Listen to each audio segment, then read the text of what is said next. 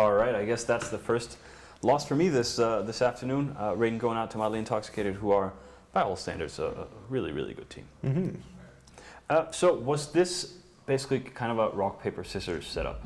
To a large extent it was, Yeah. and I really have to wonder whether Mildly had some good intel about what Radar was going to bring, because this setup with the Proteuses, with the dissolution sequencers, they had more sensor strength, and an EOS, which gives them a bonus sensor integrity mod. That is what I've seen Uki bring that again against teams he thought were going to bring ECM. That is his go-to for, if I'm going to be facing ECM, this is how I crush it. It is a good hard counter to an ECM team. Those Proteuses would have had ridiculously high sensor strength.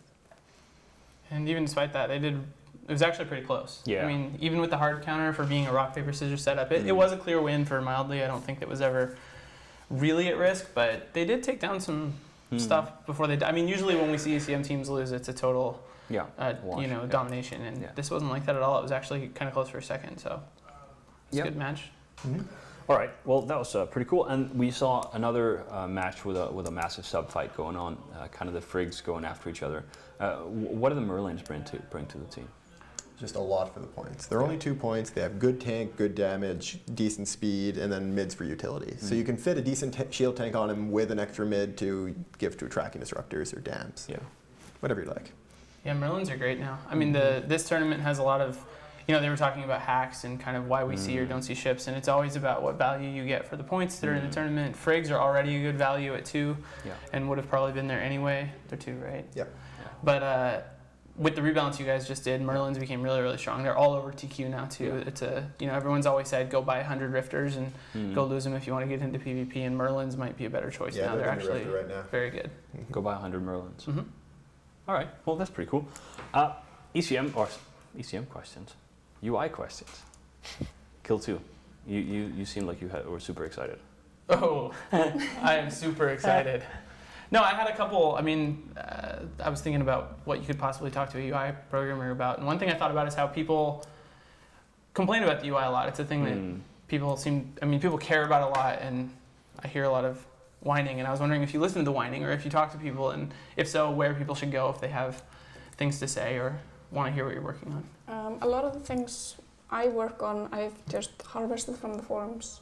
Like before Inferno, I worked on little things for a year, or maybe over a year, and most of these things were just things I found on the forums, and like if it was easy to make and if there was a lot of people asking for it, I would just go for it.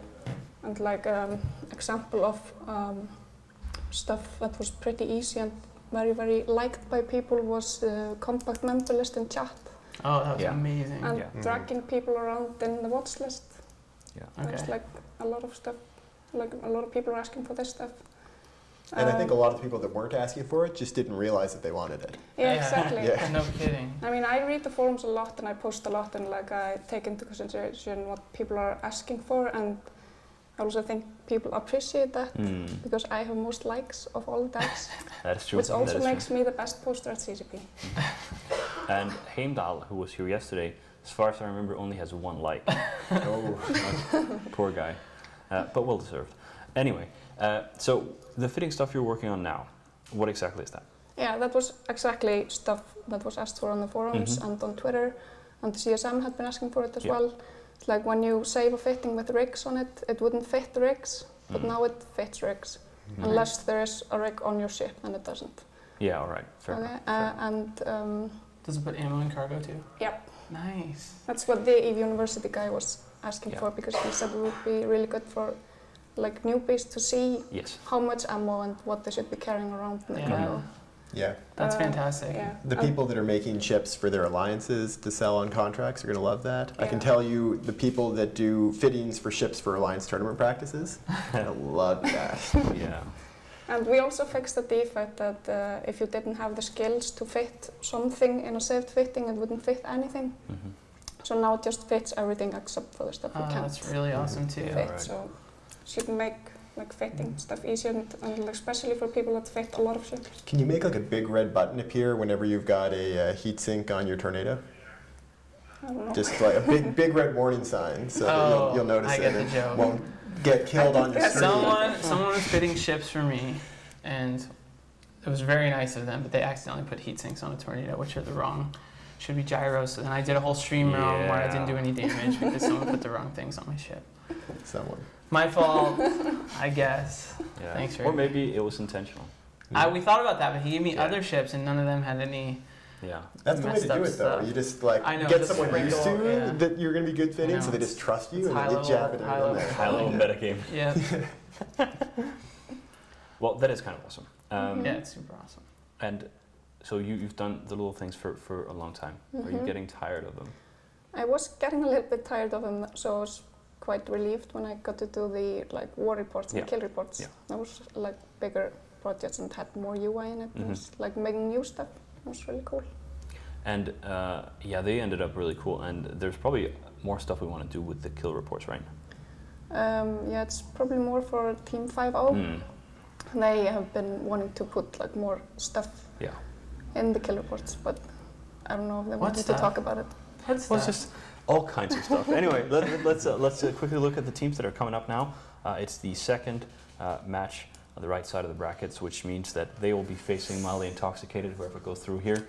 It's Virgin Collapse versus Rogue Capel, both with flagships, both only having lost one match.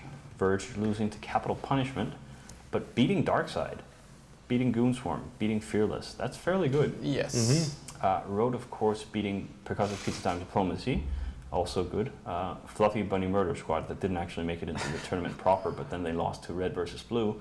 That ended up being the real deal, and then they beat Pandemic Legion and Kill It with Fire. So both these teams have been fairly strong. Yeah, those are two of the toughest lineups we've seen so far on Mhm. these little cards, actually. So Mhm. maybe I should give both these teams a little more respect than I already do. I mean, that's impressive.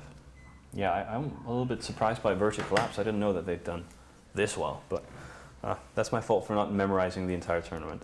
We're going to switch over to the match now, so let's get the predictions. I'm going with the road on this one. Verge. All right. I'm going with Road because I like the logo. Yeah, that's true. They do have a cool logo. I'm going to go with Rogue Capel as well because they are a fantastic team.